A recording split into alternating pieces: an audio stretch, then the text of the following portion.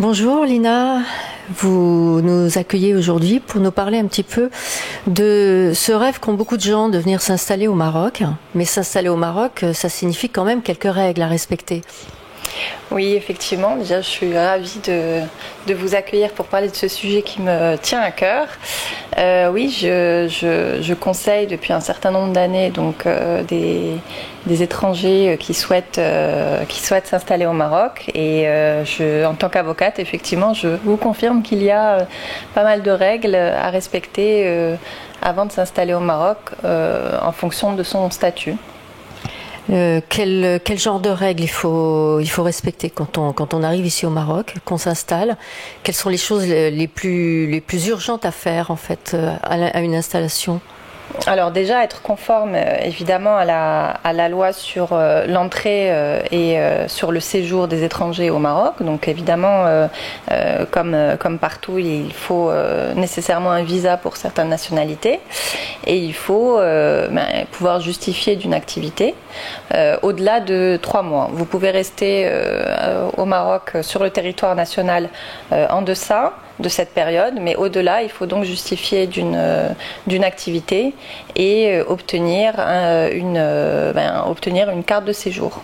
Donc ça, c'est évidemment la première démarche à faire, c'est savoir dans quelle nature en fait d'activité et donc quel statut vous aurez pour pouvoir obtenir cette carte de séjour. Si l'on veut monter une affaire, si on veut monter quelque chose ici, là on passe dans un autre cadre et là ce sont d'autres formalités à effectuer. Vous pouvez nous en parler ? Oui, alors il faut quand même être soi-même donc en règle avec la loi que j'ai indiquée précédemment, mais ensuite pour créer une société, en tout cas il n'y a pas de problématique, c'est-à-dire que les étrangers peuvent être gérants, peuvent être associés d'une structure au Maroc, donc il n'y a pas de contraintes à ce niveau-là. En revanche, écoutez, il faut donc se rapprocher d'un conseil juridique ou enfin de toute autre forme pour pouvoir créer une structure sous la forme de SARL, éventuellement auto-entrepreneur, puisque c'est aussi une modalité qui est ouverte aux étrangers depuis maintenant 2 ans, ou donc créer une société dans la forme juridique qui sera la plus appropriée à votre activité. Donc SARL, SA. La SAS, comme on la connaît en France, n'existe pas vraiment au Maroc. Donc il faut faire attention parce que je sais que la SAS est une forme juridique qui est très prisée en France, par exemple. Donc voilà, donc ça, après ça dépend évidemment de la nature de votre activité et des conseils qu'on vous fournira à ce moment-là. Venir s'installer, faire certaines activités, tout est possible, mais il y a quand même des restrictions. On ne peut pas tout faire non plus. Comme partout, il y a évidemment des activités réglementées que l'on ne peut pas pratiquer au Maroc si on n'est pas autorisé. Donc par exemple, un médecin étranger ne peut pas venir pratiquer au Maroc sans avoir préalablement demandé une autorisation auprès du secrétariat général du gouvernement et avoir rempli un dossier pour être médecin étranger au Maroc. Pareil pour les avocats, évidemment, vous pouvez venir faire du conseil juridique, mais en revanche avoir une activité devant les tribunaux au Maroc, c'est une activité réglementée et là aussi pareil, vous serez soumis donc aux règles de cette profession. Donc voilà, il y a des activités elles-mêmes dont la nature, par exemple l'agriculture et le secteur minier, qui sont par elles-mêmes sont des restrictions, ou en tout cas vous ne pouvez pas être associé d'une société. Il faut des conditions. Et puis les activités réglementées, comme partout, ou bien des monopoles, tels que le monopole bancaire, qui évidemment nécessitent préalablement une étude, une analyse pour pouvoir vous conformer aux règles marocaines en la matière, ce qui est un peu la même chose partout ailleurs. Alors, je suis porteuse d'un projet. Je viens vous voir. Quel conseil vous me donneriez ? Alors, avant de venir me voir, il faudrait d'abord se renseigner. Je pense que le Maroc a quand même mis en place un certain nombre d'administrations et d'agences favorables aux investisseurs, favorables aux investissements, et qui ont des sites internet qui sont particulièrement bien faits. Donc déjà, vous renseignez préalablement sur ces sites, le site de la MDE par exemple, ou le site de Casa Finance City si votre activité est éligible à ce statut. Donc déjà vous renseignez correctement sur internet, parce que le Maroc a quand même une politique numérique qui est plutôt bien. Ne pas trop écouter les candidatons, le bouche à oreille de gens qui sont venus, qui se sont installés, pour qui ça a marché, et avec 300 €, vous pouvez ouvrir une structure. Les frais ne sont pas chers, mais je pense qu'il ne faut pas économiser sur des conseils, avoir des conseils juridiques, fiscaux, parce que vous avez aussi une incidence sur votre fiscalité. Là, par exemple, au Maroc, la retenue à la source existe depuis un certain nombre d'années. Je sais que c'est une grande polémique actuellement.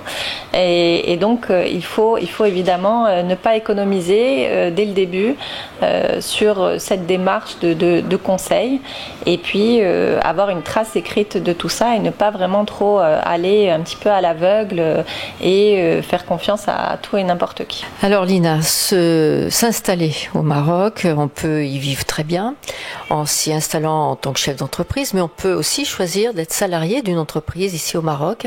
Mais là encore, il y a sans doute certaines règles à suivre, et puis sans doute pas mal de conseils à demander aussi. Oui, effectivement.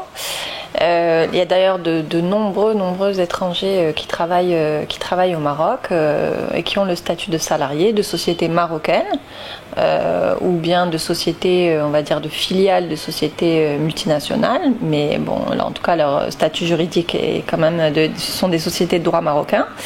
Donc oui, il est tout à fait possible donc de travailler ici et d'être salarié. En revanche, le Code du travail marocain prévoit que tous les salariés étrangers, excepté ceux dont le Maroc a signé une convention bilatérale, doivent avoir un contrat de travail d'étranger. C'est un contrat type qui est visé par l'administration de l'emploi marocain, et l'employeur n'a pas le droit normalement de vous employer dans sa société si vous n'avez pas ce fameux contrat. Donc c'est un petit peu le sésame pour travailler au Maroc. Alors ce contrat n'est pas en soi difficile à obtenir. En revanche, il faut le savoir, et il faut demander conseil aussi sur les implications de ce contrat, parce que il y a beaucoup d'incompréhension autour de ce contrat, qui est parfois doublé avec un autre contrat, on va dire tel qu'on le connaît, un CDI, alors que le contrat de travail étranger est un acte administratif type, et qui lui prévaut sur le contrat que vous aurez signé de toute façon avec l'entité ici. Donc ça, c'est important de le savoir. C'est important de savoir que donc en cas de rupture de votre contrat, c'est ce fameux CTE qui va prévaloir, et qui est considéré comme un contrat à durée déterminée, et non pas un contrat à durée indéterminée. Et donc évidemment, ça a une incidence sur les indemnités de départ que vous pourriez obtenir. Sur le sujet, en tout cas, du salariat au Maroc, évidemment, il faut savoir que le droit du travail marocain est moins élaboré que le droit du travail, par exemple, français, que je pratique également. Et donc, on peut avoir une certaine surprise sur des pratiques, évidemment, moins favorables aux salariés qu'en France. Donc il faut aussi s'informer un petit peu sur les conditions de travail des salariés au Maroc. Existe-t-il un salaire minimum ici au Maroc ? Oui, bien sûr, évidemment, il y a un SMIC au Maroc. Je connais le taux horaire qui est de 12 dirhams, il me semble, mais il faudrait que je revérifie. Voilà, mais en tout cas, oui, il y a un minima qui existe. Et la durée légale du travail ici au Maroc ? Alors, elle est de 44 heures hebdomadaires et 18 jours de congés ouvrés. Oui, ça faut pas oublier aussi que les congés ne sont pas les mêmes qu'en France. Hein. C'est pas du tout les mêmes conditions. Il faut pas non plus oublier la partie sécurité sociale. Comment ça se passe pour un étranger ici au Maroc? Alors là encore, ça dépend de son statut. S'il a un statut de détaché, qui est un statut particulier, c'est-à-dire qu'il est détaché par son entité d'origine qui est à l'étranger, il continue d'être soumis à la sécurité sociale de son pays d'origine. En revanche, s'il est expatrié ou bien s'il a un statut, on va dire, local, qu'il est venu ici et qu'il a été employé par une société marocaine, là, il y a deux options qui s'offrent à lui. Bon, déjà, d'une part, il est obligatoirement inscrit à la Caisse nationale de sécurité sociale marocaine, donc il y a déjà une couverture qui existe. Et ensuite, s'il veut avoir une couverture supplémentaire, il a la possibilité donc de demander à son employeur, par exemple, de souscrire pour lui une assurance complémentaire. Donc il y a toutes les assurances connues de la place et les assurances marocaines qui évidemment peuvent pourvoir ce service.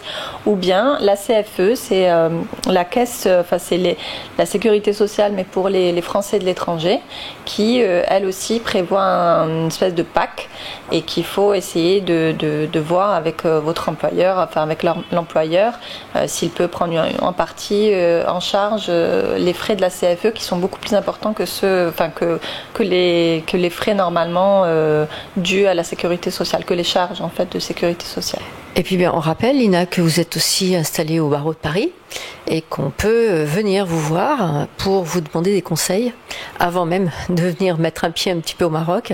Peut-être venir déjà vous voir sur place et avoir de vos conseils en préambule. Oui, parfaitement. Je suis inscrite au barreau de Paris depuis 2006. Et donc, moi et une équipe à Paris, au cabinet de Paris, nous nous occupons nous avons créé un pack mobilité dans lequel on peut évidemment vous donner des conseils aussi bien fiscaux, patrimoniaux, juridiques évidemment, en termes de droit des sociétés pour être plus précis. Et puis ensuite, en fonction de chaque nature d'activité, on peut également vous donner des conseils si c'est sur du bancaire ou de la data ou que sais-je. Nous avons les ressources pour vous informer. Eh bien Lina, merci de nous avoir accueillis pour nous donner tous ces conseils qui sont importants à suivre. Et puis, on espère que les gens seront bien informés grâce à vous et qu'ils viendront vous voir s'ils ont vraiment besoin de s'installer dans des conditions réglementaires et puis de se construire une vie positive et sans encombre ici au Maroc. C'est moi qui vous remercie d'être venu à moi et comme vous venez de le dire, j'espère également que ces petits entretiens éclairera les ambitieux porteurs de projets sur le Maroc.